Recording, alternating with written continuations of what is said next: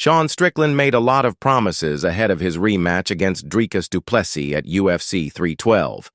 In the weeks and days leading up to the event, Strickland vowed to fight to the death with plans to bring a war to Sydney, to leave no doubts after, losing a heartbreaking split decision in their first encounter. But in the end, Strickland lost in even more lopsided fashion this time around, and he never really changed much about his approach other than absorbing a lot more damage.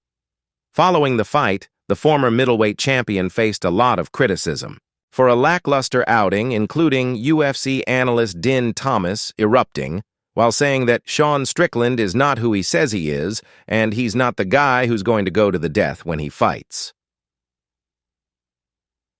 Retired UFC welterweight Matt Brown can't help but wonder if Thomas or anybody else upset at Strickland just haven't been paying attention this entire time.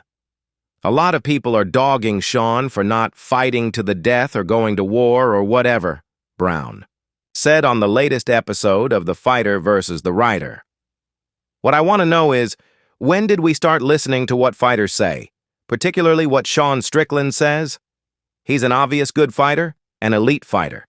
What he has done has got him to where he's at.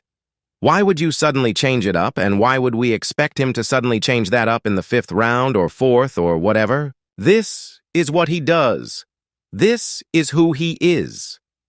As much as Strickland might get the crowd riled up by declaring that he's going to fight to the death, Brown knows that's nothing more than promotional bluster. The bigger factor to consider here is Strickland's history, where he's largely displayed the same style in almost every fight he's had in the UFC.